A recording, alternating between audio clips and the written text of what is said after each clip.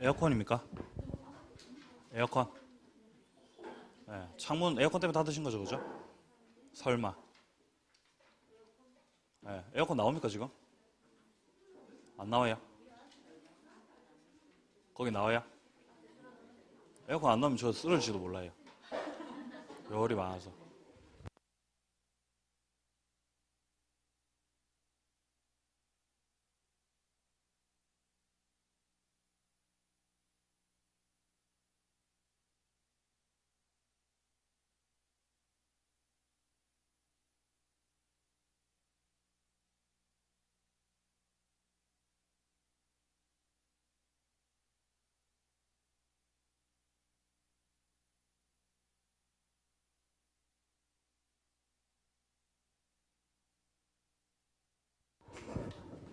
네, 여기는 이제 여기가 대구지 않습니까? 대구. 네, 덥죠. 예. 지난주엔가 제가 다른 학원에서 수업하다가 위에 이렇게 뭐 걸치고 수업했거든요. 죽겠더라고요, 진짜로. 근데 첫 시간에 걸쳤으면 다음 시간에 못 벗어요. 왠지 아세요? 여기 땀이 차있기 때문에. 땀이 차이자 못 본다고요, 그럼요. 그래서 그때 오후에 6시까지가 수업하다가 그날 쓰러졌어요. 너무 더워가지고. 탈진해버렸죠. 그래서 깨달았어요. 아, 이제는 반팔의 시대가 왔구나. 예? 이제 반팔 입으셔야 돼. 덥거든요. 자, 들어갑니다. 자, 세 번째 시간. 자, 108페이지에 매매 예약부터 들어갑니다. 예약. 자, 매매 파트 이 그 목차 짜고 들어갈게요. 자, 매매. 자, 지금 우리가 매매를 보고 있습니다. 계약강로 매매. 자, 일단 이전 시간에 매매의 어떤 그 일반적인 내용들 잠깐 봤고, 지금 첫 번째로 예약이 나오고 있죠. 예약이라고 하는 거.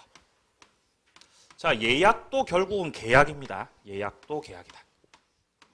조금 이따 할 거고요. 자, 그 다음에 매매 파트 두 번째로 계약금이 나오죠. 계약금. 계약금은 뭘로 추정하죠? 해약금 추정합니다. 해약금. 해약금으로 추정한다. 그러니까 양당사자에게 해제권 부여하는 기능을 한다는 거죠. 이 계약금이요. 자, 그리고 이어서 이제 매도인의 담보 책임이 나오죠. 담보 책임은 대단히 중요합니다. 담보 책임. 너무나 중요합니다. 담보 책임. 반드시 출제돼요. 반드시. 담보 책임을 빼놓고서는 뭐 매매라고 하는 부분을 이렇게 다룰 수가 없습니다. 이 담보 책임은 크게 두 가지 하자가 나오죠. 일단 권리의 하자. 그리고 뭐가 나와요? 물건의 하자. 그죠? 권리의 하자. 자, 이어서 물건의 하자가 나오고, 그리고 한 개 더 있습니다. 경매에 있어서 담보 책임도 있습니다. 경매의 하자. 세 가지 파트를 정리하시면 됩니다. 담보 책임. 자, 그리고 마지막으로 이제 환매라는 것도 나오죠. 환매. 환매. 자, 여기서 환매하고 그다음에 예약 같은 경우는 뭐 이렇게 비중이 크진 않고요. 3번 위주로, 담보 책임 위주로 정리하되 요 계약금도 자주 출제되는 부분이니까 요 담보 책임 별 2개. 계약금은 별 1개. 요 정도 중점을 두고 정리하시면 됩니다. 자, 그럼 먼저 예약이라고 하는 부분 먼저 보죠. 564조를 보시면 1항에서 매매 일방 예약은 상대방이 매매를 완결할 의사를 표시하는 때, 그때 효력이 생긴다. 자, 여기서 완결할 의사를 표시하는 거, 이를 가리켜 예약의 완결권이라 그래요. 무슨 권이요? 예약의 완결권. 완결권이라 그래요. 완결권. 이때 효력 생긴다. 예약이 어떤 거냐면 이런 거예요. 자, 갑의 물건을, 예를 들어 갑의 상가를 을이 살려고 그래요. 을이 갑의 상가를 살려고 합니다. 근데 갑이 지금은 상가를 팔 생각이 없는 거죠. 지금은 안 팔겠다 그러고 갑이 제가 3년 뒤에 팔게요, 선생님. 3년 뒤에 제가 팔겠습니다. 3년 뒤에 매매하시죠. 이러는 거죠, 갑이. 그럼 을이 아무리 사고 싶어도 지금 당장은 이 상가를 살 수가 없기 때문에 여기에 대해서 매매 계약을 체결하는 것이 아니라 예약을 걸어놓는다는 거예요. 예약을. 3년 뒤에 이 상가를 누가 사겠다고? 내가 사겠다고. 그러면 3년 뒤에 제가 삽니다. 저 예약 걸겠습니다. 라고 하고 갑은 거기에 대해서 승낙을 하고 이렇게 청약, 승낙 합치가 돼서 예약이 성립하는 겁니다. 그러면 이 을 같은 경우는 예약의 완결권을 가지게 돼요.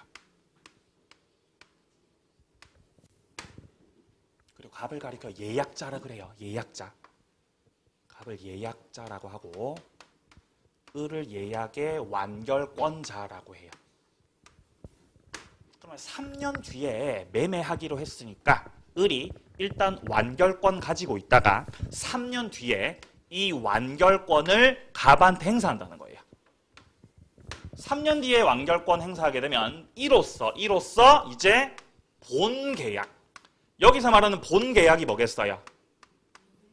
네, 매매계약입니다. 본계약이 성립해요. 완결권 행사를 통해서. 이런 걸 예약이라고 그래요. 예약. 자, 그리고 이때 을이 가지는 완결권 있죠? 완결권. 일방적으로 행사해서 역시 효력을 만들기 때문에 이 완결권은 형성권입니다. 자, 그러면 다른 형성권들이 그렇듯이 역시 제척기간 몇 년이겠어요? 예, 10년이라는 거죠. 제척기간 10년입니다. 그리고 이 완결권도 딴 사람한테 양도가 가능하고 뭐 상속 이런 것도 가능합니다. 자, 이어지는 조문도 확인해 보죠. 2항 보세요. 전항에 의사표시 기간을 정하지 않았을 때 언제 예약 완결권 행사할지 알 수가 없죠? 이랬을 때는 그 예약자가 갑이에요. 갑. 예약자는 상당 기간을 정해서 매매 완결 여부 확답을 상대방한테 최고할 수 있다. 이 완결권 행사할 기가 말 기가 뭐 하는 거예요? 최고. 독촉하는 거죠. 물어보는 거죠. 고객님, 완결권 행사 하실 겁니까? 안 하실 겁니까? 최고. 자, 그럼 역시 최고 했는데 여기서 을이 답을 안 하시면 답 안 하시면은 완결권 행사 하는 걸로 안 하는 걸로 간주되고 완결권 없어지겠죠. 답 안 하시면. 그게 지금 사망이지 않겠습니까? 예약자가 전항 기간 내로 확답을 받지 못했을 때 예약은 효력을 잃게 된다. 자, 밑으로 개념. 예약은 장차 본 계약 체결할 것을 미리 약속해 놓는 거. 미리 찜해 놓는 거죠. 이걸 예약이라 그럽니다. 그리고 동그라미 2번 예약도 언제나 채권 계약이라는 거. 자, 밑으로 예약 완결권의 성질은 형성권이고 따라서 10년의 채척 기간에 걸립니다. 자, 완결권도 양도성이 있습니다. 딴 사람한테 얼마든지 넘겨버릴 수 있다는 거죠. 그리고 가등기 할 수 있어요. 이 가등기라는 거는 채권적 청구권 보존하기 위한 거죠. 가등기 할 수 있다.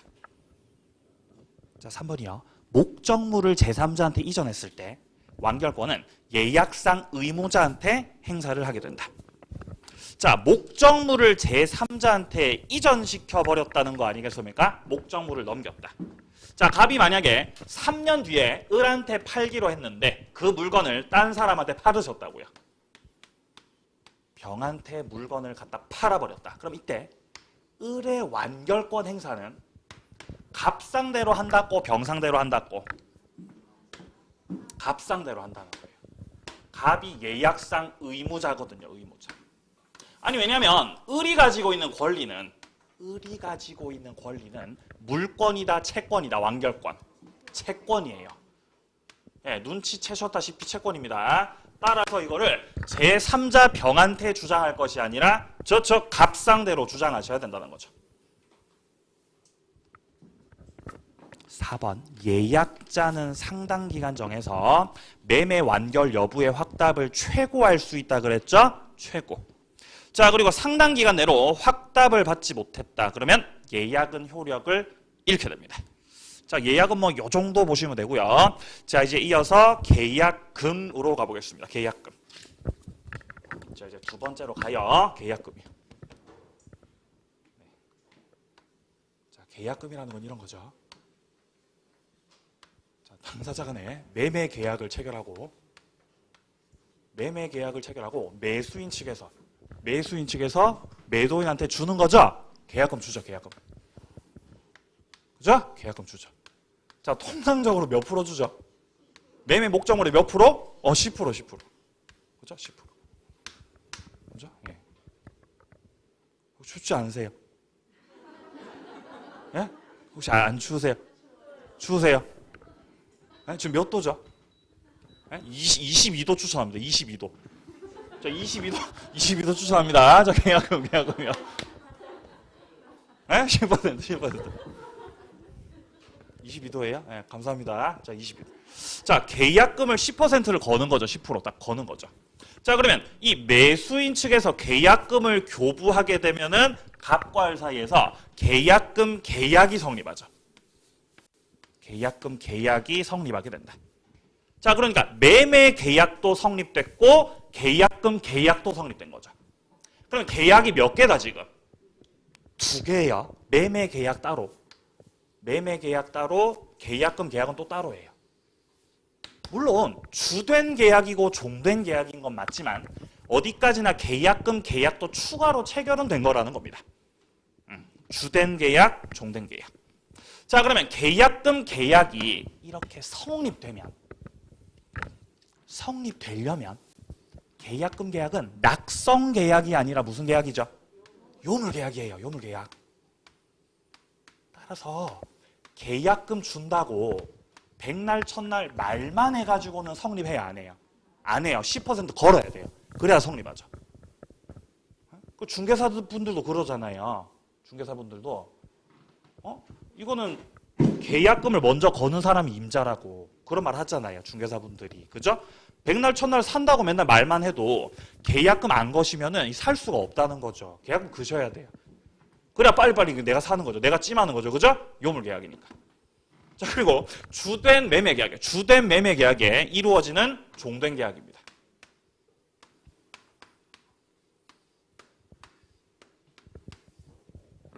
그럼 을이 계약금을 거는 이유는 계약을 하려고 거는 거예요? 혹시라도 계약을 깨려고 거는 거예요?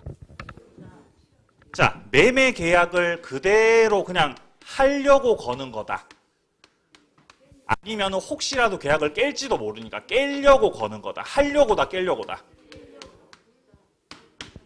깨려고죠. 그러니까 둘 다 성질을 띠고 있지만 이 성질이 더 강하죠. 그죠? 혹시나 깨려고, 혹시나 깨려고. 그죠? 이걸 가리켜 해약금이라 그러잖아요. 해약금. 자, 계약금의 성질이 총 3가지가 있는데 증약금의 성질도 있고 위약금 성질도 있지만 계약금은 해약금으로 추정되죠. 혹시나 계약을 해제해야 될 수도 있다는 겁니다. 해약금으로 추정된다. 해약금으로 추정된다는 건 양 당사자에게 해제권 부여하겠다는 거죠. 해제권을 부여하겠다. 자, 을이 토지를 사요. 토지를. 근데 매매 계약 당시에 토지가 5억이었던 거예요. 5억. 그래서 을이 이거를 5억에 사기로 한 거예요. 5억에 매수하기로. 그래서 계약금 5천만 원을 드린 거죠. 갑한테. 근데 이 토지가 5억짜리였잖아요. 계약 체결하고 나서 갑자기 폭락할 수 있죠. 폭락. 네? 얼마로 폭락했어요? 1억으로요. 1억으로 폭락했어요. 그러면 사고 싶어요? 사기 싫어요? 사기 싫죠. 사면 망하죠. 지금 얼마에 사기로 했어요? 5억에 사기로 했다고요. 근데 얼마 됐다고 지금? 그럼 사면 안 되죠. 지금 여기서 끝내야죠. 여기서 끝내야 되죠. 계약 해제해야 되죠. 해제하려고 하니까 상대방에 뭐가 있어야 해제할 수 있다? 아까 첫 시간에 했던 거 법정 해제권 행사하려면은 상대방에 뭐가 있어야 된다? 채무 불이행이요. 갑은 여기서 채무 불이행하겠습니까? 지금 당장이라도 토지 넘기려 그래요. 갑은 지금 당장이라도 토지 넘기려 그러죠. 그죠? 서류 다 갖춰놓고 빨리 가져가시라 그러죠. 빨리 계약금 5천 주셨으니까 4억 5천 달라고 갑이 지금 당장이라도 토지 넘기려 그러죠.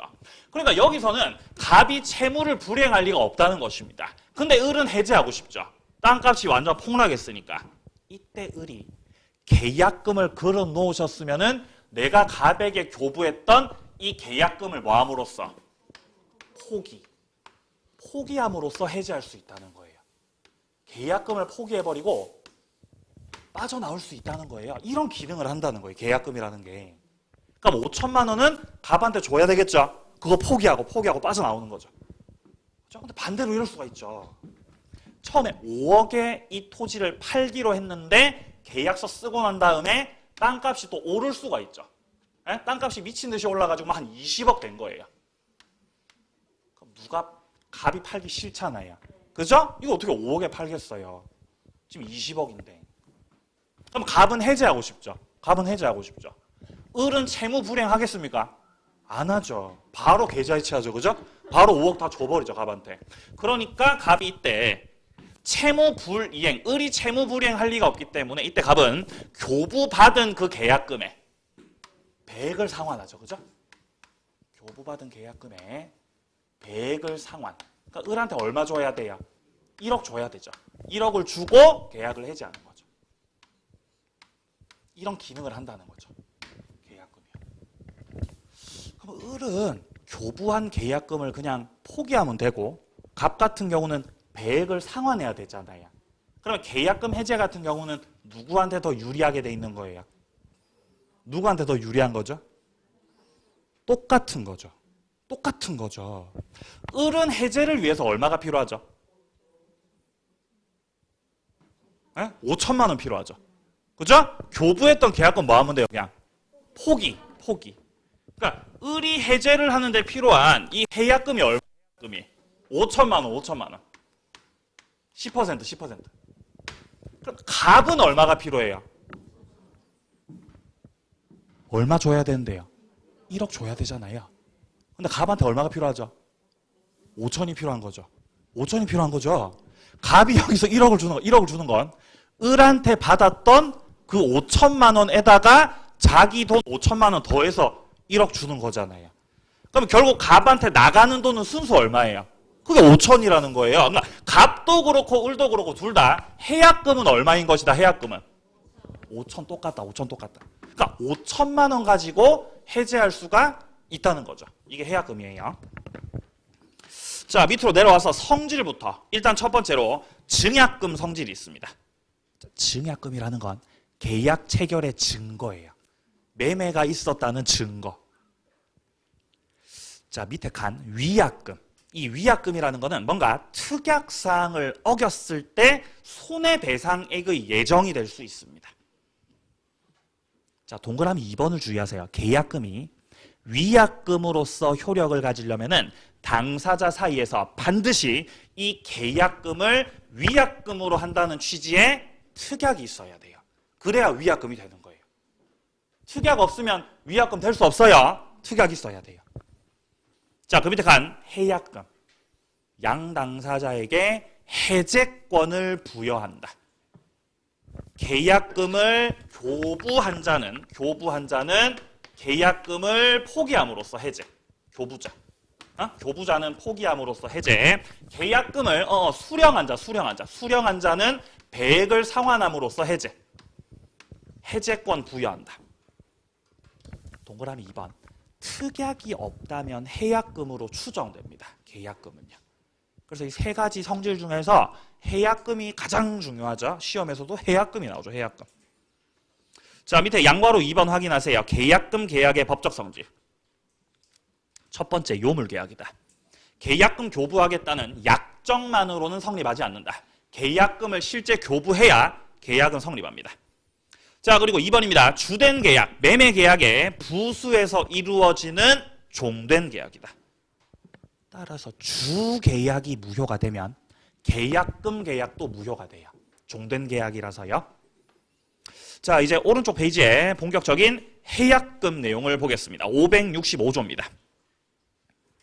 1항에서 매매 당사자 일방이 계약 당시에 금전 기타 물건을 계약금, 보증금 등 명목으로 상대방에게 교부했을 때 당사자 간에 다른 약정 없는 한 일방이 이행 착수할 때까지 교부자는 이를 포기, 수령자는 배액을 상환함으로써 계약을 해지할 수 있다. 교부자는 포기, 수령자는 배액 상환. 자, 그리고 이 조문에서 지금 둘째 줄 오른쪽에 나오듯이 계약금 가지고 해제하는 시기가 정해져 있다는 거죠. 뭐 할 때까지? 이행 착수할 때까지. 그러니까 계약금을 통한 해제의 시기는 이행 착수 전까지라는 거죠. 이행 착수 전까지. 여기서 말하는 이행 착수는 가장 대표적으로 중도금의 지급이 있습니다. 중도금의 지급. 중도금의 지급이다. 가장 대표적인 이행 착수. 중도금 갖다 줘버리면 이제는 계약금 가지고 해제를 하고 싶어도 해제할 수가 없는 것이에요. 자, 2항입니다. 551조 규정은 전항의 경우에는 이를 적용하지 않는다. 551조는 밑에 또 나와 있죠. 손해배상 청구권에 영향을 미치지 않는다.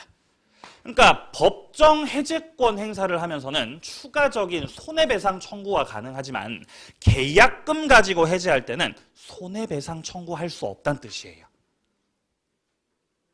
채무 불이행이 없어서 그래요. 자, 밑에 표 보세요. 사유 확인합니다. 목적물의 가격 등락에 따라 이루어지는 것이므로 채무 불이행은 그 사유가 아니다. 계약금을 가지고 해제하는 건 상대방이 채무를 불이행했기 때문에 해제한 겁니까? 땅값 때문에 해제한 겁니까?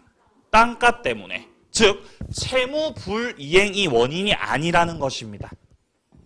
밑에 방법이요. 교부자는 포기, 수령자는 배액상환 해제할 수 있다. 자, 니은입니다. 이때 단순 해제 의사표시만으로는 부족하고 계약금 배액을 현실로 주셔야 됩니다. 여기서 을이 계약을 갖다 해제할 때는 어차피 지금 계약금이 누구한테 가 있어요? 계약금 갑한테 가 있죠? 그럼 을 같은 경우는 나 포기할게요. 선생님 저 포기합니다. 나는 의사표시만 있으면 돼요. 그럼 끝나요. 자, 근데 이 수령자 갑에서 계약을 해제할 때는 배액을 상환해야 되는 거죠. 이때는요. 배액을 상환하겠습니다. 계약을 해제하겠습니다라는 의사표시만 가지고는 안 된다는 거예요. 의사표시에 더불어서 배액을 뭐 하라고요? 배액 상환하시라고요. 돈 갖고 오시라고요. 그래야 해제할 수 있다는 차이가 있죠. 자, 그리고 디귿이요. 배액에 이행 제공만 있으면 족하다. 상대방이 수령을 거부할 수 있죠. 그죠? 땅값이 올랐을 때, 땅값이 떨어졌을 때. 땅값이 올랐을 때죠. 그죠? 땅값이 올랐을 때. 땅값이 토지가 원래 5억이었는데 20억이 되니까 갑은 재빨리 배액을 주고 계약을 해제하려고 그러죠? 근데 을이 받아요, 안 받아요? 안 받는다는 거죠. 해제하기 싫은 거죠, 을은. 그죠? 땅값이 20억 됐으니까. 그렇다고 해서 갑이 공탁까지 해야 된다고요? 그럴 필요 없다. 공탁까지 할 필요 없다. 공탁 의무 없어요.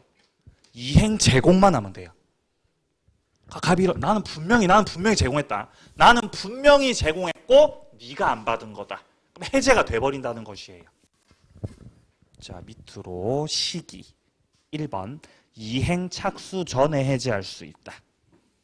여기서 말하는 이행 착수란 채무 이행의 일부를 이행하거나 필요한 전제 행위를 한 것으로서 괄호 속에 나와 있듯이 중도금 지급이 가장 대표적인 이행 착수입니다.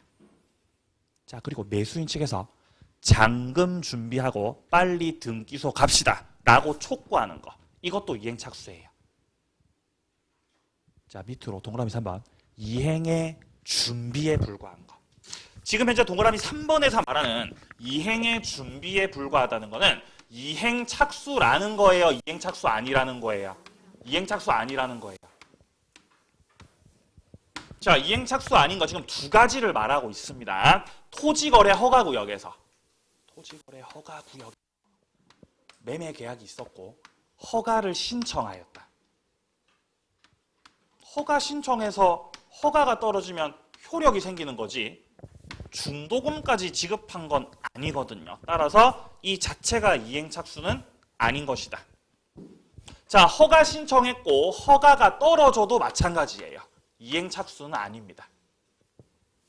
따라서 토지거래 허가구역에서 허가 신청하고 허가 떨어졌더라도 계약금 가지고 해제할 수 있는 거 없는 거? 해제할 수 있는 거죠. 이행착수 아직 안 들어간 거니까요. 자, 그리고 이행 청구 소송을 제기해서 빨리 이행하시라고 소송을 제기했고 이를 통해서 확정 판결이 떨어졌다고 해도 이거는 이행하라는 취지의 이행 판결이 떨어진 거겠죠. 이 자체로서 아직 중도금 지급한 것은 아니기 때문에 이도 이행착수가 아닙니다. 자, 그래서 기억에 넣듯이 토지거래 허가 신청, 허가 받은 거 이거 이행착수 아니고, 자, 니은에 넣듯이 이행청구 소송 제기해서 승소 판결 받으신 것도 이행착수가 아닙니다. 자, 밑으로 효과. 이행착수 전이므로 원상회복 의무가 없어요. 그러니까 받은 게 없다는 거죠. 그러니까 중도금 지급 전에 끝난 거잖아요. 그러니까 계약금 제외하고는 물건도 안 줬고 잔금도 안 줬고 중도금도 안 줬고 아무것도 안 줬다는 거죠. 따라서 받은 게 없기 때문에 돌려줄 곳도 있다 없다? 없다는 거예요. 2번 채무 불이행을 원인으로 하는 것이 아니다. 따라서 손해배상 청구할 수 있다고 없다고? 할 수 없다고. 아까 봤던 이 법정 해제는 법정 해제. 법정 해제권을 행사하고 나면 받았던 것들을 되돌려 줘야 된다 그랬죠. 그게 원상회복이었어요. 원상회복 의무. 원상회복 의무가 있습니다. 법정 해제에서는요. 돈 받은 거 줘야 되고 물건 받은 거 줘야 되고요. 과실과 이자 붙여서 다 줘야 되죠. 자, 그리고 법정 해제라고 하는 건 그 원인이 뭐죠? 뭘 가지고 법정 해제권 행사하죠? 채무 불이행이요. 그리고 채무 불이행이 있었다는 거는 추가적인 손해배상 청구 할 수 있다는 거예요. 법정 해제권 행사 후 추가적인 손해배상 청구도 할 수 있다. 자, 근데 지금 있는 것은 법정 해제가 아니라 무슨 해제? 계약금 해제예요. 이 다른 해제죠, 이거. 계약금 가지고 해제를 하는 것은 이행착수 전에 해제했고 따라서 중도금 준 거 없고 잔금 준 거 없고 물건도 아직 안 넘겼죠. 그러니까 돌려줄 것도 있다고 없다고? 그 없다는 원상회복 의무 없다는 거죠. 그리고 계약금 가지고 해제하는 건 땅값이 오르락 내리락 하니까 해제하는 거죠. 채무 불이행이 있다 없다? 없어요. 계약금 해제에서는요. 채무 불이행이 그 사유가 아닙니다. 따라서 채무 불이행을 원인으로 하는 것이 아니기 때문에 추가적인 손해배상 청구는 할 수 없다는 거죠. 이게 달라요. 법정 해제랑 계약금 해제. 두 가지 효과 다릅니다. 자, 그래서 1번에서는 원상회복 의무가 없고 2번에서는 손해배상 청구할 수 없고 그 두 가지. 자, 밑에 특수 문제 이 565조는요. 임의 규정이에요. 특약을 통해서 다르게 정할 수 있습니다. 계약금 가지고 해제하지 못하도록 정할 수도 있다는 거예요. 임의 규정. 2번 계약금의 교부가 법정 해제권에 영향을 미치지 않는다. 따라서 계약금을 교부한 경우라도 채무 불이행이 있으면 법정 해제권은 얼마든지 행사할 수 있겠죠. 계약금 해제하고 법정 해제는 따로따로 존재하는 해제권이니까 영향을 받는다, 영향을 받지 않는다, 서로서로 영향을 받지 않는 거예요. 따로따로 존재한다는 거죠. 자, 3번이 조금 어려울 수 있어요. 3번. 자, 일단 판례를 보면 이런 판례가 있었어요. 일단 계약금 계약이 성립되기 위해서는 계약금을 줘야 된다 그랬어요. 요물계약이라서. 자, 그러면 갑과일 사이에서 자, 토지 매매 계약을 체결하는데요. 토지 매매. 토지 매매 계약을 체결한다. 근데 매매 계약 체결하는 이 토지가 5억짜리 토지다. 자, 이런 상태에서 매수인이 계약금을 교부할 때 계약금 계약이 성립되려면은 계약금 얼마 줘야 돼요? 5천만 원 줘야 되는 거죠? 10%요. 근데 내가 돈이 없다는 거죠. 선생님 저 돈이 없어요. 계약금 3천만 원 일단 드릴게요.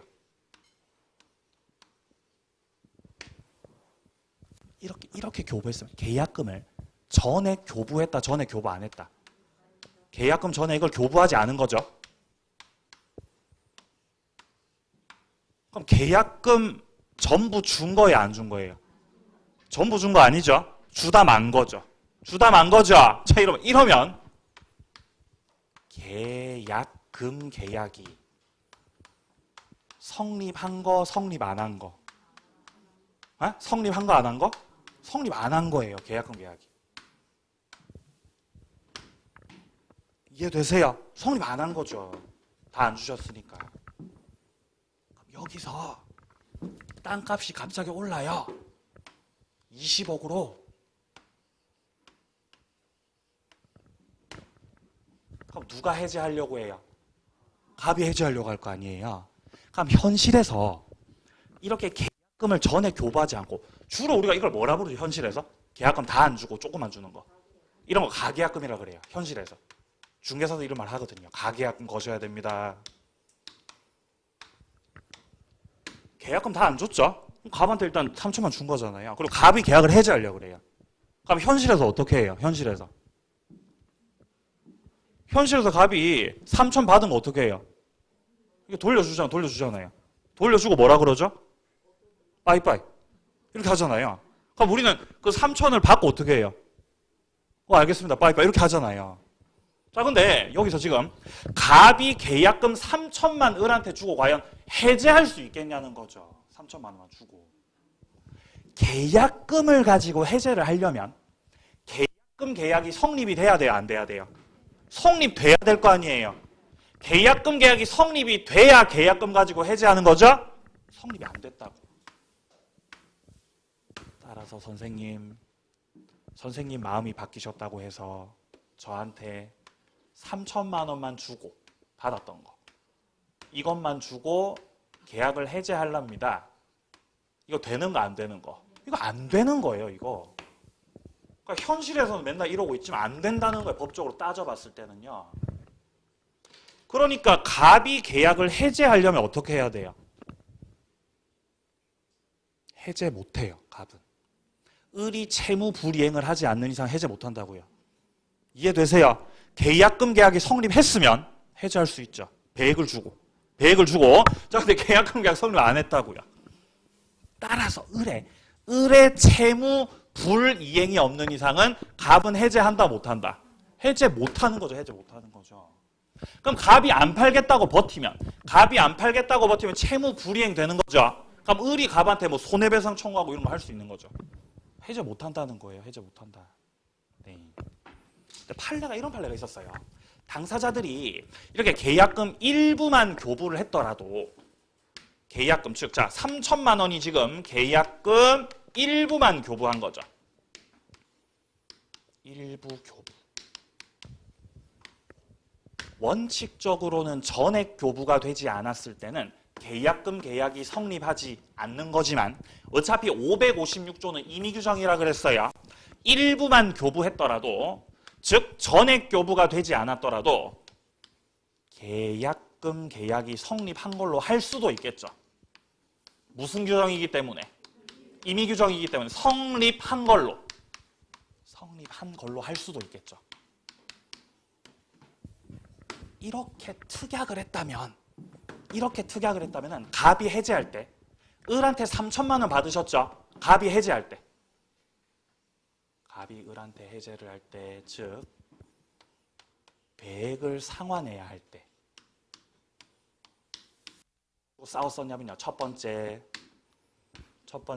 을한테 실제 교부받았던 3천만 원의 100을 상환한다. 이게 첫 번째. 갑의 주장이었겠죠?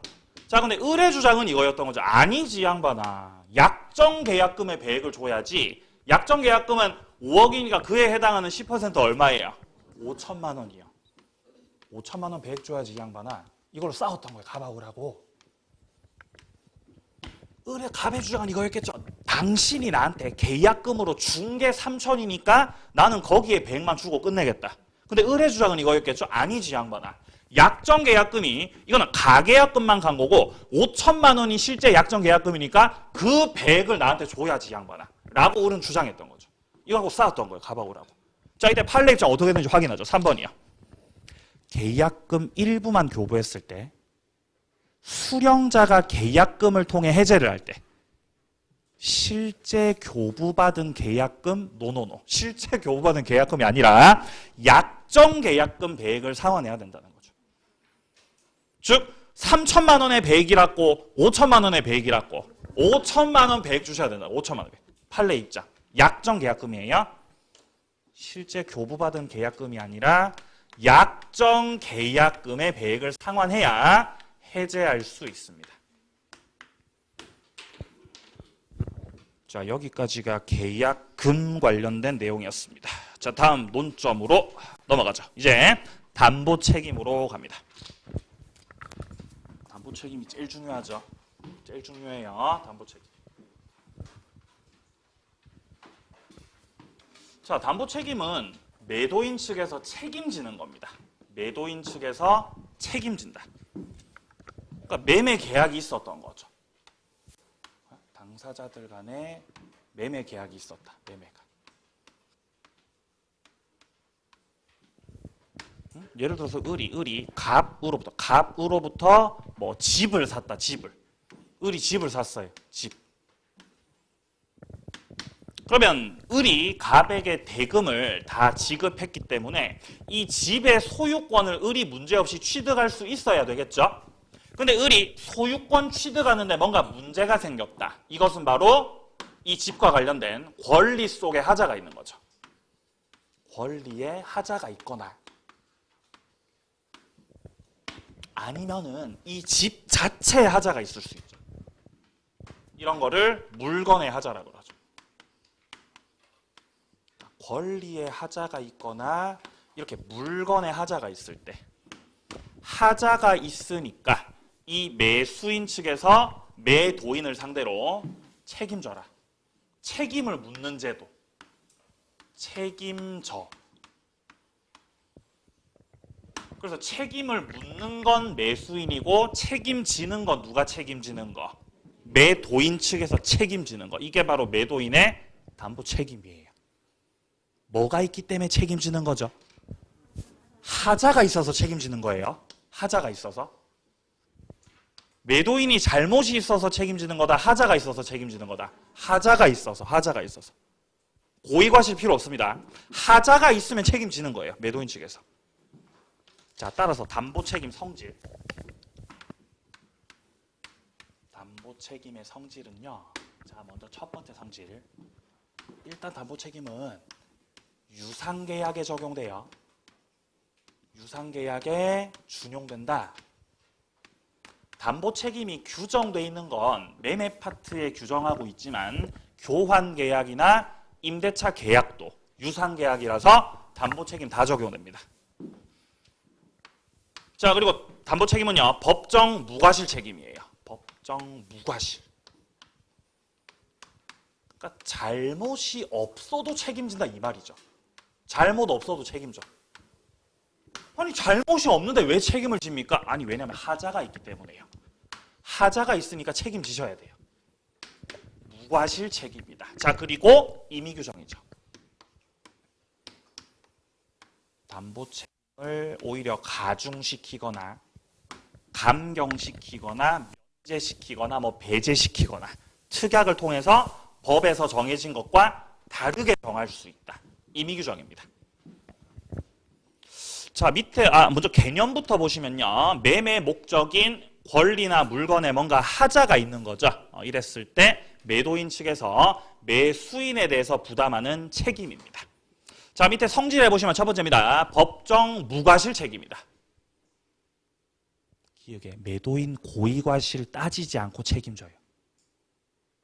근데 니은 보세요. 그러나 매수인이 하자의 확대에다가 가공을 했다. 그러니까 하자를 더 이렇게 넓게 만드셨다는 거죠. 더 심각하게 만드셨다는 거죠. 그럼 이를 참작해서 손해배상 범위를 정할 수 있다. 자, 매수인이 하자를 뭐 하셨다고요? 확대시켰다고요. 매수인이 확대시켰다고. 집을 샀던 거죠, 집을 샀던 거죠, 집을 갑으로부터. 근데 벽에 이렇게 예를 들면 기둥이 이렇게 있었던 거죠, 기둥이. 근데 거기 이렇게 구멍이 나 있었던 거죠, 구멍이. 그럼 여기서 바로 담보 책임 물어야 되겠죠, 그죠? 기둥 무너지면 안 되니까. 근데 나름대로 고쳐 보려다가 기둥이 어떻게 됐다고? 무너져 버렸다는 거죠. 나름대로 고쳐 보려다가. 오히려 하자를 누가 더 심각하게 만들었어요? 얘가 더 심각하게 만들었죠. 그럼 이때는 매수인이 하자를 확대시킨 거에 대해서 참작을 해야 된다는 겁니다. 그러니까 갑에 대해서 손해배상을 물을 때 너도 잘못한 것들을 참작해야 된다 이 말이에요. 네가 확대시켰으니까요. 3번, 2번, 밑에 2번 임의규정이다. 면제, 가중, 감경, 특약, 유효고요. 그러나 니은에 매도인이 하자가 있음을 알고도 이를 매수인에게 고지하지 않았고 책임을 면하기 위해서 면제 특약을 했다. 그럼 그땐 책임져야 됩니다. 이미 매도인 측에서 하자 있다는 걸 알고 있었죠? 알고 있었음에도 불구하고 그 책임을 면하기 위해서 특약을 넣은 거죠. 담보 책임 묻지 않는다. 이렇게 특약을 넣으셨으면 책임지셔야 된다는 거죠. 이미 알고 있었기 때문에.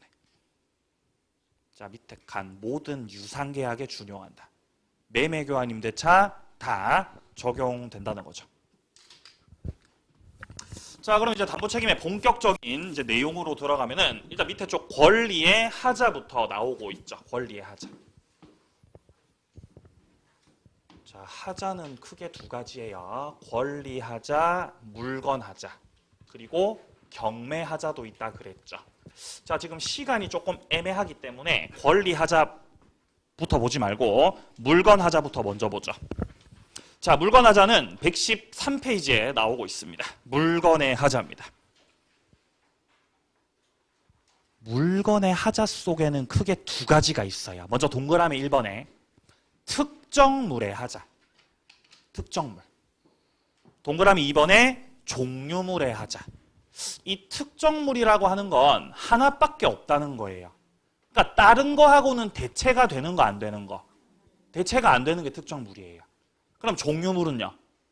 얼마든지 대체가 되는 게 종류물이에요. 예를 들어서 시장에 가서 사과를 샀어요. 사과를요. 근데 사과에 하자가 있어요. 사과는 특정물이에요? 종류물이에요? 사과. 종류물이죠. 다른 하자 없는 사과로 교환 가능합니까? 가능하다는 거죠. 가능하다는 거죠. 자동차를 샀어요. 자동차를요. 근데 하자가 있는 거죠. 자동차 특정물이에요? 종류물이에요? 종류물이죠. 똑같은 자동차 많잖아요. 대체할 수 있는 거. 그죠? 예를 들어 집을 샀어요. 집에 하자가 있어요. 특정물, 종류물. 집은 특정물이죠. 대체가 안 되죠. 똑같은 집이 또 있습니까? 그건 아니라는 거죠. 주택은 저기 특정물이라는 거죠. 그럼 만약에 민법 강사가 하자가 있어요. 민법 강사가. 특정이에요? 종류예요? 알겠습니다. 종류죠. 대체가 되는 거죠. 그죠? 얼마든지 다른 거하고 대체가 되죠. 종류물입니다. 종류물. 예. 자, 그러니까 매매가 있었던 거죠. 당사자들 간의 매매 계약이. 이렇게 매매 계약이 있었던 거죠. 자, 여기서 만약에 주택을 매매 계약을 했다. 주택 매매 계약을. 자, 그럼 이 주택이라고 하는 거는 특정물이라는 거죠. 특정물. 똑같은 주택은 없기 때문이에요. 그죠? 똑같은 주택은 없다. 자, 근데 이 주택에 하자가 있다는 거죠. 하자가. 물건 자체에 하자가 있다. 그럼 여기서 매수인 측에서 매도인한테 책임을 묻게 되는 거예요. 선생님, 하자가 있으니까 저기 고쳐주시던가 아니면 계약 해지하시던가 이렇게 책임 묻는 거예요. 자, 하자에 대해서 책임을 물을 때 책임 묻는 게 크게 두 가지입니다. 첫 번째, 아예 그냥 목적 달성 자체가 안 돼 버린다. 아니, 목적 달성이 안 된다는 건 하자가 경미한 거, 하자가 심각한 거. 하자가 심각하죠. 그죠? 중대한 하자예요. 중대한 하자. 이때는 계약을 그냥 해지할 수 있어요. 해제권 행사 가능하다. 자, 그리고 추가적으로 손해배상 청구도 할 수 있어요. 해제권과 손해배상 청구권. 이게 목적 달성이 안 되는 경우입니다. 중대한 하자. 아니면 하자의 정도가 경미해서 목적 달성이 가능할 수도 있잖아요. 사는 데는 지장 없다. 물론 하자가 있긴 하지만 이럴 수 있겠죠. 이런 경우는 해제는 안 돼요. 이런 경우는 해제는 안 되고 그냥 고쳐달라고만 할 수 있어요. 손해배상 청구. 이렇게 차이가 있는 거예요. 자, 그래서 목적 달성이 안 되는 중대한 하자에서는 해제도 하고 추가적인 손배 청구. 자, 그리고 목적 달성은 가능하다면은 이때는 해제는 안 되고 손해배상 청구만 할 수 있다는 거죠. 자, 그리고 물건의 하자를 물으려면은요, 이 매수인이 물건 살 당시에 하자 있음을 몰랐어야 돼요. 그리고 잘못이 없어야 돼요. 충분히 확인해 봤어야죠. 그리고 하자 있음을 안 날로부터 6개월 내로 행사해야 됩니다. 6개월 내로 물건의 하자를 물을 수가 있습니다. 이게 특정물입니다. 특정물. 자, 그 밑에 사례 한번 보죠. 갑은 자기 소유 건물을 을에게 매각했는데 그 건물 바닥에 바닥과 벽에 균열이 있었다. 자, 기억입니다. 목적 달성할 수 없는 중대한 하자다. 해제할 수 있습니다. 해제. 자, 니은이요. 목적 달성할 수 있는 경미한 하자다. 경미. 그때는 해제는 안 되고 손해배상 청구만. 디귿. 매수인의 선의 무과실이 필요해요. 리을의 제척 기간이요. 하자 있음을 안 날로부터 6개월. 미음이요. 계약 성립 당시 기준으로 하자 판단합니다. 성립하고 나서 새로운 뭔가 하자가 생겼다면은 그거는 또 을의 책임도 있을 수가 있겠죠. 그래서 일단 1차적인 하자 판단 기준 시점은 성립 당시. 자, 비읍이요. 법률적인 장애가 있습니다. 법률적 장애는요.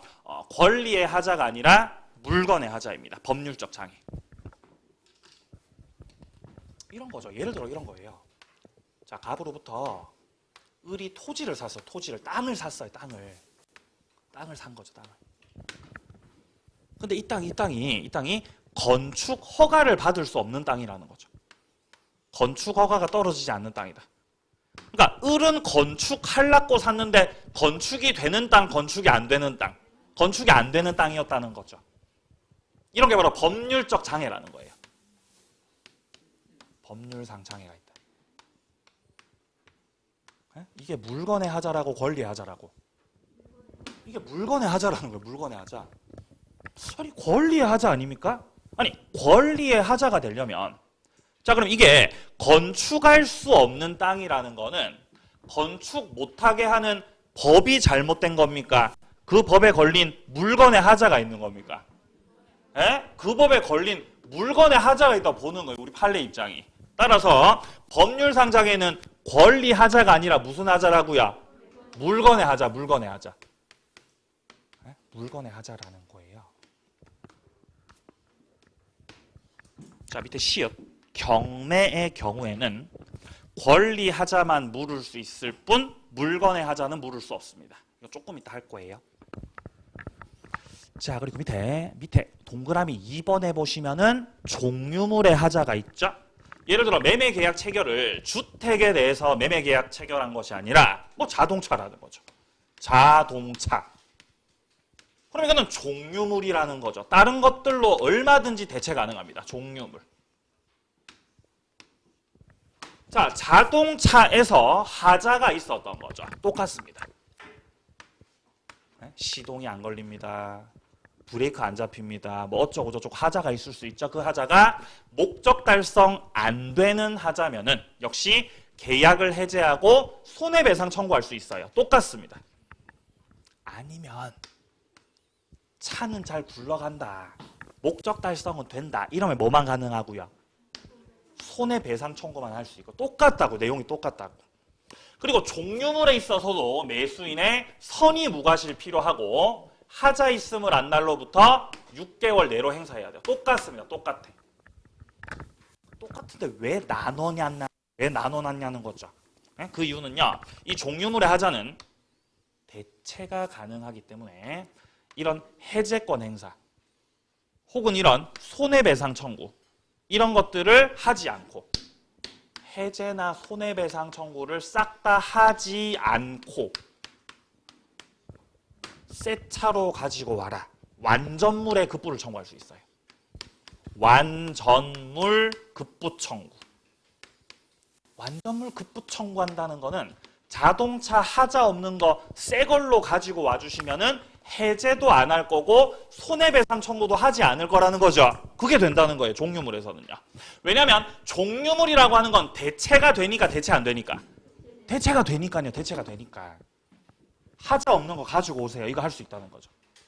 특정물은 완전물 급부 청구 안 돼요. 하나밖에 없는 거니까 특정물은요. 자 밑으로요. 581조에서 2항을 확인하세요. 581조 2항. 매수인은 계약의 해제나 손해배상의 청구를 하지 않고 하자 없는 물건을 청구할 수 있다. 완전물에 급부 청구할 수 있다. 종류물에서는요. 자 밑에 사례 보시면요. 갑은 을로부터 주문받은 자동차를 인도했는데 인도된 자동차 엔진에 결함이 있다는 거죠. 엔진에. 물건에 하자가 있는데 자동차에 하자죠. 그죠? 자 기역, 니은 똑같습니다. 목적 달성할 수 없는 중대한 하자라면은 해제권 행사할 수 있고 니은에 목적 달성할 수 있는 그냥 경미한 하자라면은 해제는 안 되고 손해배상 청구만 할 수 있다. 디귿 해제나 손해배상 청구 말고 완전물 급부 청구할 수 있다. 리을하고 미음은 위의 내용하고 똑같습니다. 똑같다. 읽어보시고요. 자 여기까지가 물건 하자였고요. 조금 쉬었다가 권리의 하자로 들어가도록 하겠습니다.